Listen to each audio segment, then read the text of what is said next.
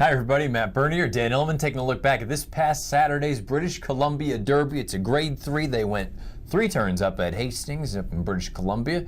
3-year-olds, they break from the gate, going a mile and an eighth. This was an interesting early run, Dan, because I don't know about you, I certainly didn't expect More Power to Him to be pushing Riser early on. Stunned that More Power to Him, a horse that was coming from last in his previous start in against Riser, the Emerald Derby, broke so quickly, was hustled out there, and takes up the spot where he's got to be the one pushing the favorite Riser. I'm sure if that's a darned if you do, darned if you don't spot for More Power to Him. I guess the connections didn't want to be so far behind. They may have thought Riser was the lone speed. And not only is he pushing him, he's pushing him through some hot fractions. You can see they're running over a sloppy track, but the opening quarter, 22-4, half mile and 46-3, going a mile and an eighth.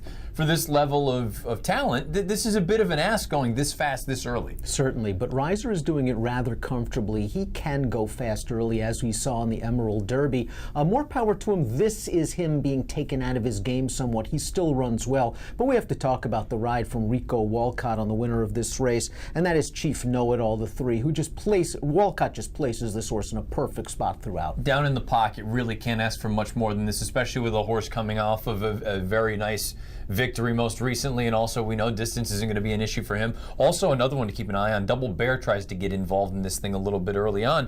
Trooper John's working a decent enough trip out here. I think all things considered, the top 4 or 5 runners, they worked out good trips. I think a lot of this came down to pace. It came down to pace, but I also think it might have come down to the best horse. And Chief Know-It-All, who we saw in the Canadian Derby in his previous start, he does want to beat you. He is able to come out right now, and he still has some work to do because Riser is kicking on for home. Short stretch at Hastings, but Chief Know-It-All really digs. And you're going to see the 3 of them, they throw it down, all separated when it's all said and done by a little more than a length. Chief Know-It-All between horses digs in. You've got Trooper John coming along through, and Riser just feeling a little bit of the heat at the end.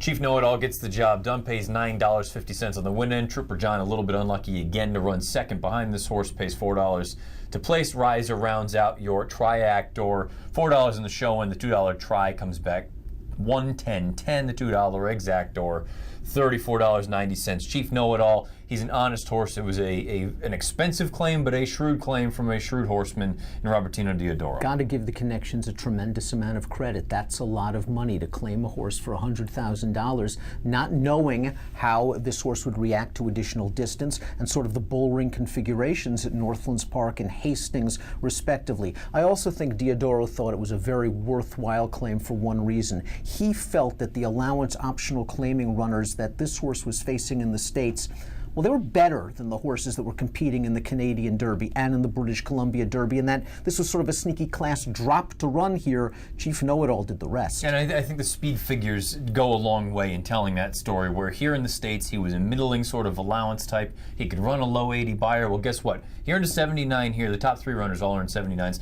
But guess what? That's good enough to win a graded stakes race up there. Absolutely, and I think, again, it was just simply a great spot. He realized he conditions horses all over Theodore. It was a very far-reaching operation.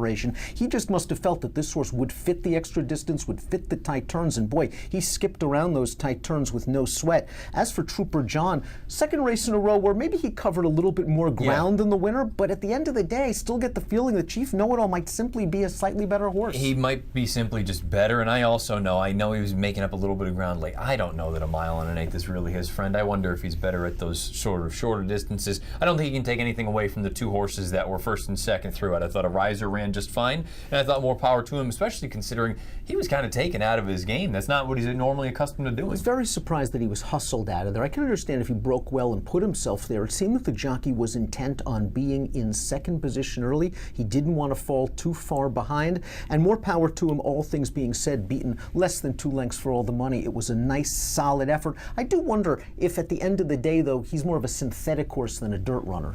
Was this a product of the horses behind the top 4 or top 5 just weren't very good? Because this was a staggerfest late. If you just look at the clock, they came home in 13-4, even 14 seconds flat. Considering the early fractions, shouldn't there have been some running going on from the back? With the exception of 6-1 AP Zona, the rest of the field were double digits or more. I guess you could say that perhaps Double Bear could have been ridden a bit more aggressively. We know that he does have that kind of speed. I thought that he would be in the position where more power to him was early. They decided to sit and perhaps save something for the end, and the horse ran evenly. But other than that, I mean, AP Zona himself was coming into this race off declining Beyer speed figures, perhaps indicating that the extra distance was not his friend, and he just couldn't get into it late. It really was a 4-horse race from start to finish. Chief Know-It-All with another big stakes victory up north of the border. This time around, it's the Grade 3 British Columbia Derby. He wins with a 79 Beyer.